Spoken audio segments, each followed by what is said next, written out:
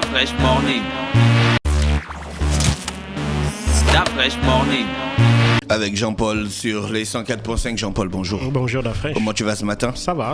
On parle de quoi aujourd'hui pour le brin d'histoire? Bon, aujourd'hui, nous allons revenir pas très longtemps en arrière. Enfin, nous allons plutôt nous intéresser à un pays plutôt qu'à un événement. Le pays, c'est le Soudan du Sud qui fête aujourd'hui ses 9 ans d'indépendance. Il faut savoir que 9 ans. C'est 9 ans d'indépendance. Il est indépendant depuis le 9 juillet 2011. Le Soudan du Sud, c'est le 50e État membre de l'Union africaine, le 188e membre du FMI, la Banque mondiale, et le 193e État membre du système des Nations Unies. Donc c'est un très jeune État, mais c'est un État qui, déjà même dans sa construction et dans son existence, a traversé d'énormes drames. Il ne faut pas oublier que déjà le Soudan du Sud, la République du Soudan du Sud faisait partie d'un ensemble qui était greffé au sein de la République du Soudan. Il faut savoir que la République du Soudan actuelle s'appelait la République du Soudan anglo-égyptien. Et donc il devient la République du Soudan lorsqu'il accède à l'indépendance en 1956. Et à partir de là, les premières dissensions vont apparaître au sein de ce jeune État-là. Pourquoi? Parce que la République du Soudan est constituée du nord qui est majoritairement arabo-musulman et le sud qui est majoritairement chrétien-animiste. Et donc, à partir de là, le nord arabo-musulman avait fait des promesses aux populations du sud lors de l'indépendance en disant que le système de république qui devait être mise en place, c'est un système fédéral dans lequel le Sud-Soudan serait doté d'une très large autonomie. Et donc, lorsque le pays accède à l'indépendance, le Nord revient sur ces promesses d'autonomie-là et d'État fédéral en préconisant plutôt la mise en œuvre d'un État unifié. Et donc, c'est de là que va être déclenchée la première guerre civile que va connaître la République du Soudan.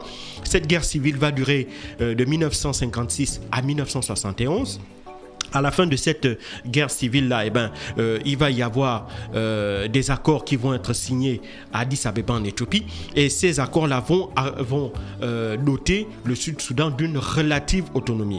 Mais malheureusement encore pour ce jeune État-là, en 1983, le président qui était à l'époque au pouvoir, Gaïn Mafar, qui était arrivé au pouvoir à l'issue d'un coup d'État en 1969, va revenir notamment sur une notion de droit qui était importante, c'est-à-dire qu'il va décider d'étendre la charia, donc le droit musulman, à l'ensemble du territoire du Soudan, y compris le Sud-Soudan, alors que le Sud-Soudan est à majorité chrétien-animiste. Et donc, c'est cet événement-là donc, qui va, c'est-à-dire qu'on va associer la charia, on va l'intégrer totalement au code pénal. Et donc, ce code pénal-là, qui va être applicable sur l'ensemble du territoire soudanais, y compris sur les populations sud-soudanaises qui ne sont pas musulmanes majoritairement, mais qui sont chrétiennes animistes. Et donc ça va déclencher en 1984 la Seconde Guerre civile.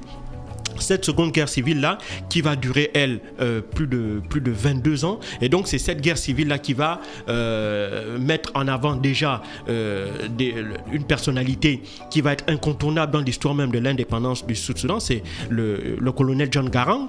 John Garang qui était un vétéran de la première guerre civile qu'avait connue le Soudan, parce qu'il faut savoir que c'était des officiers membres de l'armée régulière soudanaise, mais originaires du Sud-Soudan, qui avaient déclenché cette guerre-là. Et donc, John Garang va être celui qui va être l'un des protagonistes de cette Seconde Guerre civile, mais qui va maintenant demander tout simplement l'indépendance, qui va demander la sécession du Sud-Soudan, du Soudan dans sa configuration de l'époque.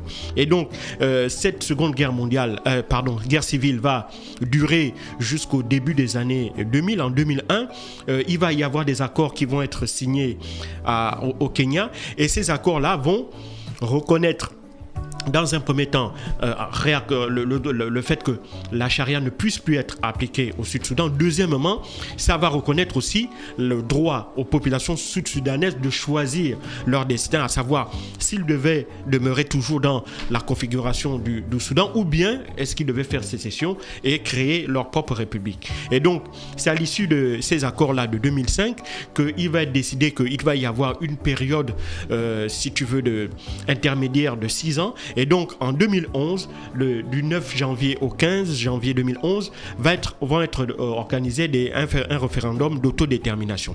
Alors, À peu près 3 millions de Sud-Soudanais vont y prendre part. Le principe était que si il y avait au minimum 40% de participation et que le oui l'emportait à plus de 50%, eh ben, l'État central de Khartoum devait reconnaître évidemment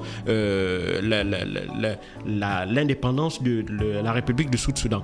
C'est ce que c'est ce à quoi Omar el-Béchir, qui était déjà arrivé au pouvoir en 1983, va s'engager. Et donc, en s'engageant dans cette voie-là, eh ben, c'est ce qui va permettre que le 9 juillet de la même année, le 9 juillet 2011, dans la foulée des résultats de référendum d'autodétermination, eh ben, la République du Sud-Soudan va obtenir finalement son indépendance.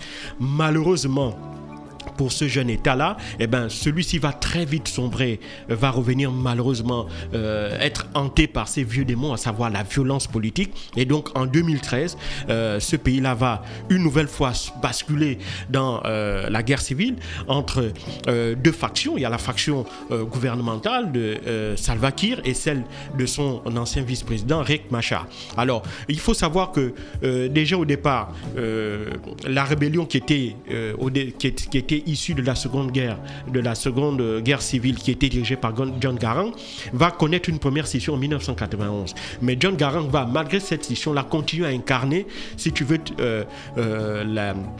la principale force de la République du Sud-Soudan. Et donc, dans les accords du Kenya, les accords qui vont être signés au Kenya, il était prévu que les autorités, enfin un représentant du Sud-Soudan soit à un poste de vice-président, et c'est ce qui va être fait en 2005.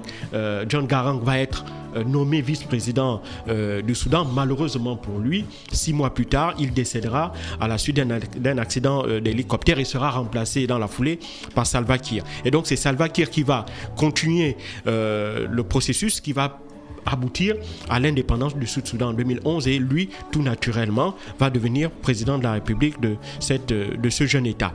Mais comme je l'ai dit, 2 ans plus tard, eh ben, le pays va rebasculer dans la violence politique, et il faudra attendre cette année, il faudra attendre l'année dernière 2019, pour une nouvelle fois, malgré des cessez-le-feu multiples qui vont à chaque fois être violés, eh ben, cette fois-ci, Salva Kiir et Riek Machar vont s'entendre sur la mise en œuvre d'un gouvernement d'union nationale, sur la mise en œuvre d'un parlement qui soit hétéroclite, à l'intérieur duquel on puisse trouver toutes les sensibilités, à savoir celle de Salva Kiir et celle de Riek Machar. Et donc, également, au-delà de cela, il va y aussi avoir un partage des institutions et un partage de postes, notamment dans le commandement de l'armée et de la police. Donc, c'est grâce à ces accords-là qui ont cette fois-ci été signés à Addis Abeba l'année dernière que le pays est jusqu'à présent revenu dans une relative stabilité. Je dis relative parce que, évidemment, connaissant le passé des deux hommes et connaissant les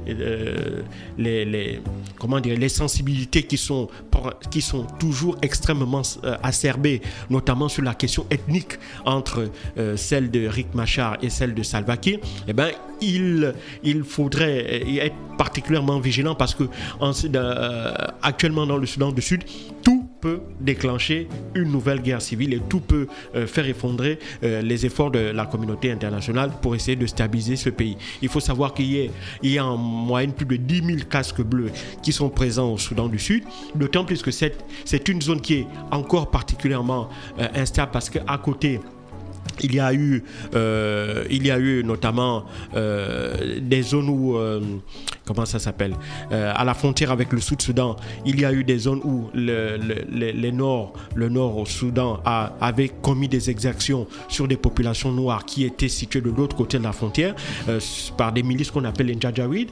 Et donc, cette zone-là, et je tiens à rappeler que à La Haye, il y a eu le mois dernier le début d'un procès concernant un des leaders de ces milices-là qui était financé par Khartoum et qui terrorisait les populations noires du Sud-Soudan. Et donc, c'est une zone qui est particulièrement instable, qui est particulièrement sous tension, et donc il ne serait pas étonnant que, évidemment, s'il y ait la moindre étincelle, que ce pays-là rebascule une nouvelle fois dans la violence. Mais pour le moment, les deux protagonistes, les deux leaders politiques sud-soudanais semblent tenir leur promesse de maintenir en tout cas un accord de cessez-le-feu, et c'est ce que nous espérons tous, parce que le Sud-Soudan, c'est le plus jeune État actuel en Afrique et même, je crois, du monde, et il est étonnamment décevant de voir comment un aussi jeune État, avec toutes les potentialités, notamment minières et pétrolières, qui a là-bas, parce qu'il faut savoir que plus de 80% du pétrole qui était extrait du Soudan venait de la région du Soudan du Sud. Et donc, c'est un pays qui est potentiellement très riche, et malheureusement, ces tensions politiques-là et ces guerres civiles-là mettent à mal ses capacités de développement. Merci Jean-Paul qui est avec nous ce matin, qui revenait donc sur l'histoire du Soudan, qui est le plus Soudan jeune, du Sud. Du Soudan du Sud. Merci à tous les auditeurs bien connectés sur les 104.5 Urban FM, la station urbaine. Stop Fresh Morning.